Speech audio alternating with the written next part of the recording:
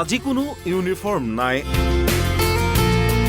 জাতীয় সাজপাৰেৰে বিদ্যালয়লৈ আহিছে শিক্ষাৰ্থী।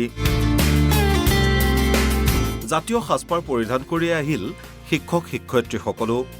প্ৰাৰ্থনাৰ পৰা পাঠদানলৈকে সকলো হ'ল জাতীয় সাজপাৰ পৰিধান কৰিয়েই।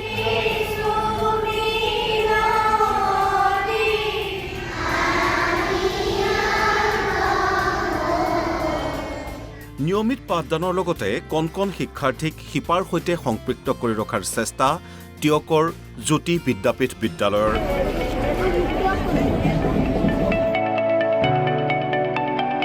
বিহুৰ বন্ধ শেষ হোৱাৰ পিছতেই বুধবাৰে আৰম্ভ হৈছিল বিদ্যালয়ৰ পাঠদান। বিদ্যালয় খোলাৰ দিনটোতে এনেদৰে জাতীয় সাজপাৰ পৰিধান কৰি বিদ্যালয়লৈ আহিল ছাত্ৰ ছাত্ৰীসকল। প্ৰাৰ্থনা সভাত এজনে আনজনক বিহুৰ শুভেচ্ছা জ্ঞাপন কৰাৰ লগতে শ্ৰেণীকোঠাত শিক্ষাগুৰুক সেৱা জনাই আশীৰ্বাদ গ্ৰহণ কৰে শিক্ষাৰ্থীসকলে। আৰু তাৰ পাছতেই আৰম্ভ হয় পাঠদান। পাঠদানৰ পাছতেই বিদ্যালয় চৌহদত উদযাপন কৰা হয় বিহু।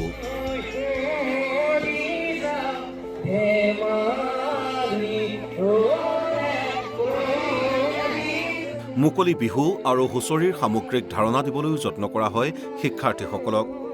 আনন্দ উৎসাহেৰে বিহুত অংশগ্ৰহণ কৰিলে শিক্ষাৰ্থী তথা শিক্ষক শিক্ষয়িত্ৰীসকলে।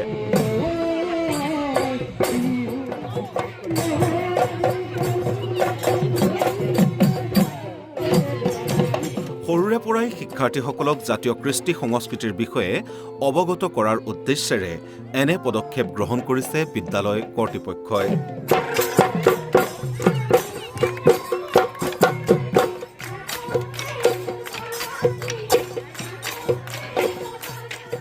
আমাৰ জ্যোতি বিদ্যাপীঠ টিয়কৰ কাৰণে এটা শুভ দিন। আমি আজিৰ এই দিনটোতে আচলতে আমি সকলো ছাত্ৰ ছাত্ৰী শিক্ষক কৰ্মচাৰী লগ হৈ আমাৰ অসমীয়াৰ বাপতি সাহোন বিহুতে আমি আনুষ্ঠানিক উদযাপন কৰোঁ। আৰু আজিৰ দিনটোত ছাত্ৰ ছাত্ৰীসকলে জাতীয় সাজপাৰ পৰিধান কৰি আহে আৰু গোটেই দিনটো আমি পাঠদানৰ কিছু অংশ আমি বিদ্যালয়ত পোৱাৰ পাছত আমি আচলতে ইয়াত আনুষ্ঠানিকভাৱে অস্থায়ী বিহু বাকৰিত বিহু উদযাপন কৰোঁ। আমি আশা কৰোঁ যাতে অসমীয়াৰ জাতীয় পৰিচয় দিব পৰা একমাত্ৰ সংস্কৃতি হৈছে বিহু। বিশ্ব দৰবাৰতে বিহুক পৰিচয় কৰি দিবৰ কাৰণে যাতে জাতীয় চেতনাৰে উদ্যুক্ত হ'বৰ কাৰণে আমাৰ ছাত্ৰ ছাত্ৰীসকলক আজি আমি জাতীয় সাজপাৰ পৰিধান কৰি আহি আৰু আনুষ্ঠানিকভাৱে বিহু পৰিৱেশন কৰাৰ আমি ব্যৱস্থা কৰিছোঁ। টিয়কৰ পৰা ৰাজা শইকীয়াৰ সহযোগত news desk report NB news.